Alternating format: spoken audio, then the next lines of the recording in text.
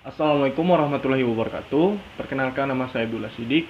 Jadi di video kali ini saya akan melakukan permainan untuk perkembangan fisik motorik anak usia dini.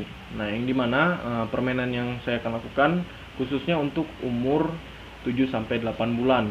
Nah, jadi di permainan ini ada 3 permainan. Jadi permainan yang pertama yang saya akan lakukan permainan berkuda. Nah, dan dimana juga pada fase umur 7-8 bulan ini si anak sudah mulai aktif merangkak, dan juga si anak sudah mulai aktif mengeksplor di dalam rumahnya seperti itu, mulai dari berkeliling dan mengenali beberapa bagian rumahnya seperti itu. Dan yang pertama permainan ini yaitu permainan berkuda. Nah, yang dimana permainan berkuda ini tujuannya untuk pada saat kita sebagai orang tua melakukan permainan berkuda, pastinya si anak itu kita harapkan dia bisa meniru apa yang kita lakukan. Pada saat dia meniru permainan berkuda ini, pastinya dia akan merangkak seperti itu. Nah, jadi permainan berkuda itu seperti ini. Kita menirukan seperti halnya kuda seperti itu. Jadi pada saat kita melakukan gerakan permainan ini, kita mulai merangkak dan berjalan. Nah, dan pastinya si anak tersebut pasti melihat gerakan yang kita lakukan seperti ini.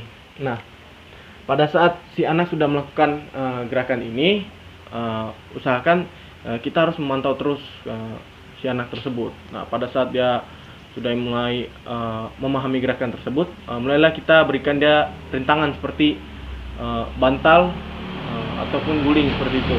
Karena apa? Dengan adanya rintangan tersebut pastinya akan melatih gerakan motorik si anak.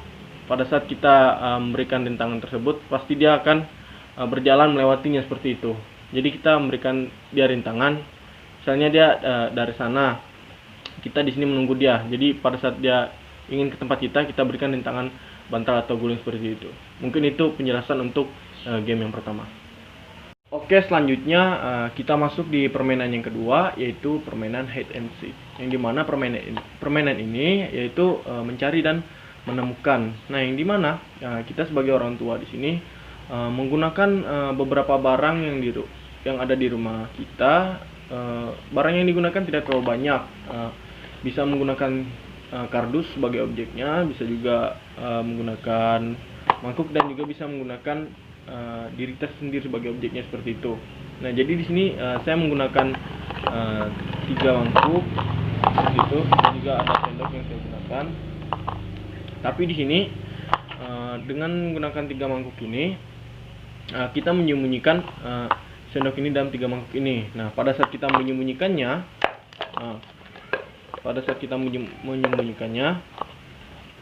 jadi si anak kita suruh untuk dia mencari di mana sendok itu berada. Pastinya si anak akan penasaran, dia akan membuka satu persatu mangkok tersebut sehingga dia mendapatkan sendok yang kita suruh cari seperti itu. Dan pada saat kita menyuruh si anak tersebut mencari suatu barang atau suatu objek, kita perhatikan ekspresinya seperti apa pada saat kita menyembunyikan barang dan dia menemukannya. Nah, apabila kita menggunakan objeknya diri kita sendiri, berarti kita harus bersembunyi di suatu tempat, dan kita meminta si anak tersebut mencari diri kita.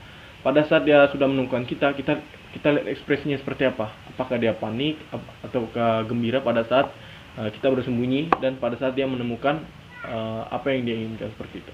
Mungkin seperti itu.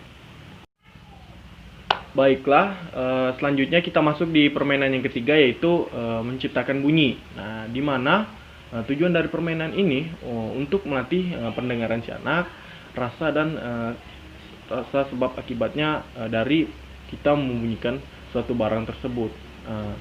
Melakukan permainan ini sangatlah mudah, yang dimana kita hanya menyiapkan 3 buah mangkok dan 1 sendok seperti itu. Sebenarnya peralatan untuk games menciptakan bunyi ini sangat banyak.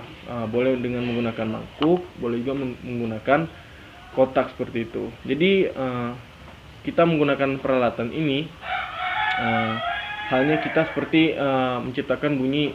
Jadi misalnya ini sebuah drum seperti itu, drum. Jadi kita pukul agar menciptakan bunyi seperti itu. Nah, pada saat kita menggunakan 3 mangkok tersebut dan menggunakan 1 sendok seperti itu. Jadi pada saat mangkok ini sudah kita jejerkan, lalu kita melakukan bunyi seperti ini. Nah, pada saat kita memukul mangkok ini, pasti akan mengeluarkan bunyi. Nah, jadi pada saat sudah mengeluarkan bunyi, kita melihat ekspresi si anak tersebut. Bagaimana reaksinya pada saat mendengarkan bunyi seperti itu? Apakah dia refleks atau merasa senang seperti itu? Dan juga sesekali kita berikan dia sendok ini supaya dia ikut juga melakukan permainan menciptakan bunyi ini seperti itu. Karena apa? Dengan melakukan permainan menciptakan bunyi ini, pastinya si anak akan terlatih mendengarnya seperti itu, agar tidak kaget dengan beberapa bunyi yang ada di dalam rumah seperti itu. Mungkin itu saja penjelasan dari saya dari 3 permainan tadi. Semoga video ini bermanfaat untuk bagi yang menontonnya, dan langsung saja saya akhiri. Wabillahi taufiq wal hidayah. Wassalamualaikum warahmatullahi wabarakatuh.